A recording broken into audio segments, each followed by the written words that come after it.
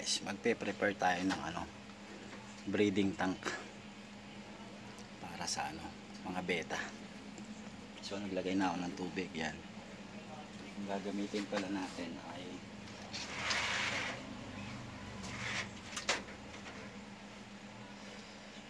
nakakondisyon na. Siyempre. Ano rin natin to, 1 week din natin to halos kinondisyon. Ito yung male. Ito hindi pa to 1 week, bago lang to pero galing ngayon doon. 3 colors yan. Ito yung female. Ito yung lalaki. Sasalang natin sila bukas.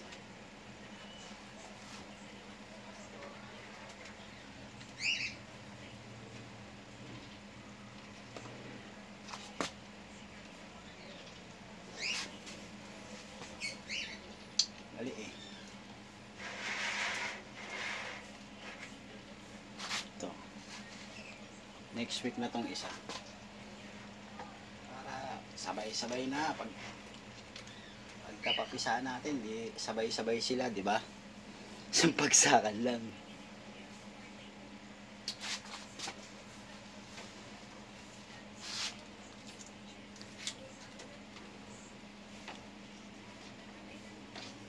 Natin kasi minsan sila eh, jumping on the bed sila minsan eh.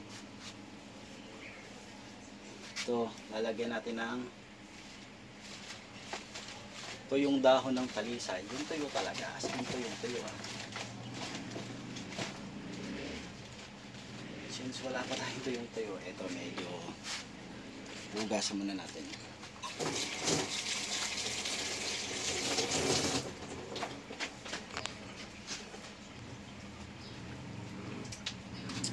Nagaano pala ako ng tubig ng ng beta, nilalagyan ko asin. Konti lang asin, ganyan lang.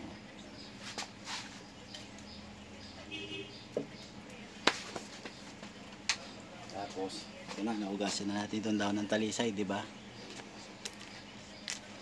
Pupunit-punitin lang natin yan. Ginagawa kasi nila dito. Inuhulog na lang nila sa loob. Ako hindi, dinidikit ko lang sa mga gilid-gilid. Kasi nangyayari minsan pag napipisa yung mga itlog, nangyayari pag sumiksik dyan, wala na, out na yung anak.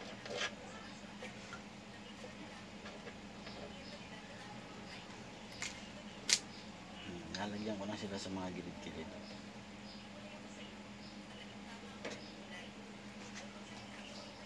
Kasi minsan pag napipisa yung mga anak nila, pag nasumiksik na daganan ng dahon, hindi ko nakikita eh. Minsan naiitapong ko.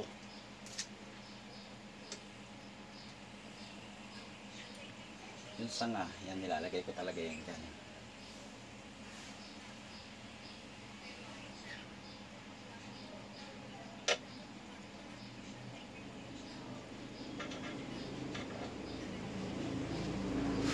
Tapos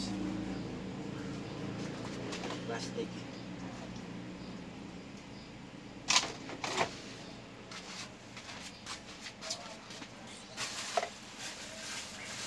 Kailangan din natin ng plastic labo kahit mga ganito ng malaki.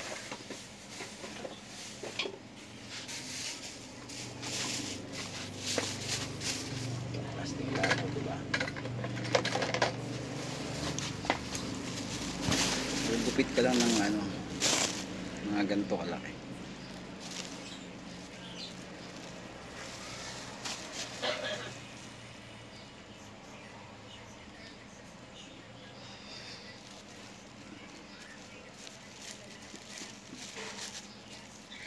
Guntingin mo lang yan. Dapat yung medyo magandang klase. Diba? Tapos tingin mo na siya. Yun lang, diba? Yun guys. Dito sila maglalagay ng mga itlog nila. Malaki pa nga eh.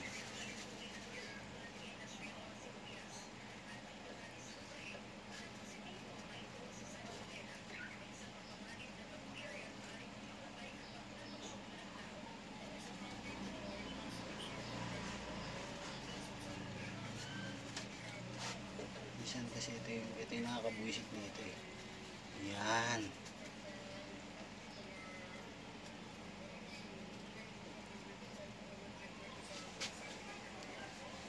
Bukas ko na yung lalagay para yung chlorine matanggal.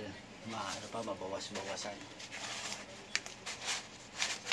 Tapos, dapat hindi sila mabubulabog. Kung pabera mo ng konti.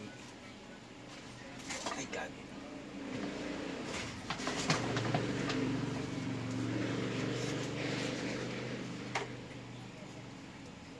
Nakahanda na itong mga pang cover ko eh. Ganyan lang mo sila. Tatakpan mo. Pero bukas na natin yung gagawin. Kasi bukas pa naman natin ilalagay dyan. Yung unang ilalagay dyan, yung mail.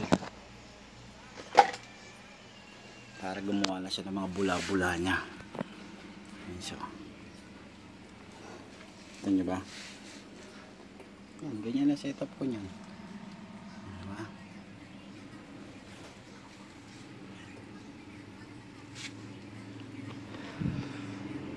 So, ito yung mga ano ko, yung mga na-breed ko nung una. Wait lang. Yan. Dami, di ba? Tingnan nyo ba? Ang dami. Ito pa mga kasama nila yan. Nililipat ko na yung iba. Kasi nilagyan ko ng moy na yan eh. Kasi ito yung iba. Ito yung pinakaunang breed ko yan. Ito nyo ba? Yun na yun. Maliliit pa yan. Yun lang. Tapos antay lang sa update pagka ano. Pag nag-success or hindi, i-update ko kayo.